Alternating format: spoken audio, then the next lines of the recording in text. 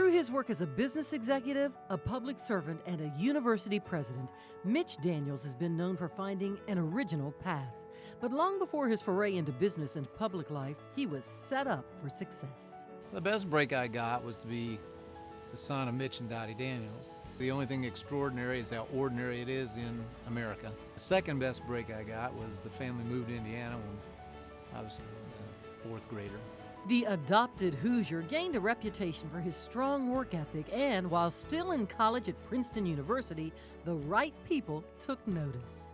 When we got ready to run for the Senate in 1976, Mitch was indispensable, and he won the election for me. We went over to Washington together. He became my chief of staff and served in that capacity for at least 6 years, but Mitch was so good that it was inevitable the White House would come cruising by, and they did.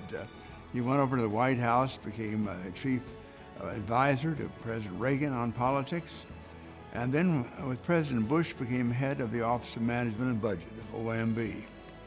He was so good at it, it became known as the Blade.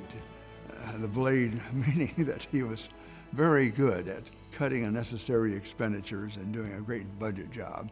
Mitch also built a reputation as a force in the business world when he accepted a position at Eli Lilly and Company in 1990.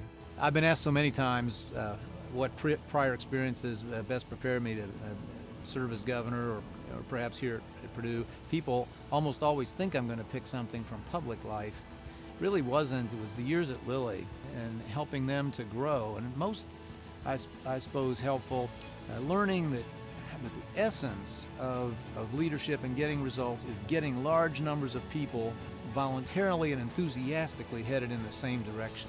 It's essential for a person in a position of responsibility to, I always say, to spend time on the ground floor as governor with the citizens of the state, now the students and faculty of the school.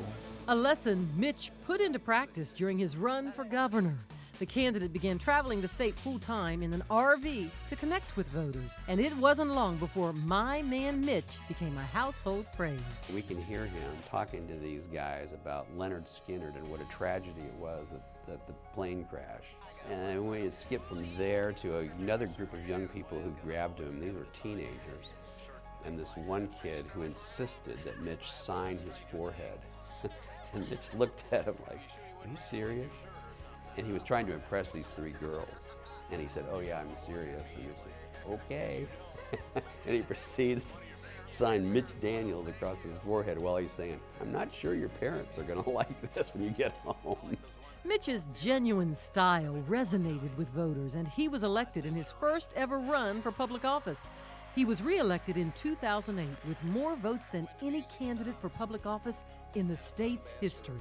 Through his campaigning and his work as governor, he did a lot of the heavy lifting himself. And he's always thinking the way he writes, and which is incredibly fast. I can remember every Sunday of Thanksgiving weekend for 8 years, arriving in my inbox by email was his draft of the State of the State speech. From the time he laid it down to the time he gave it, no more than 100 words ever changed.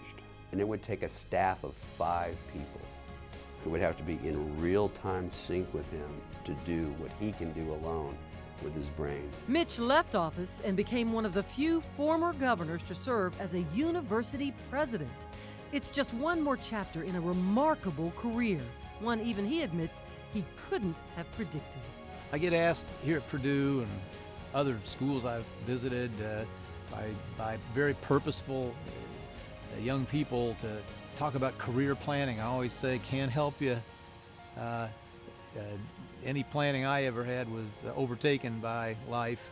So I tell that to young people as a marker of how it's not a reason not to try to plan or think ahead, but only that in this world they're going to have multiple careers, and that if you do the job in front of you, don't be scheming, don't be gaming, don't be worrying about the next one. It'll come, and it may come from a direction you never expected. I'm a very lucky guy that happened to me.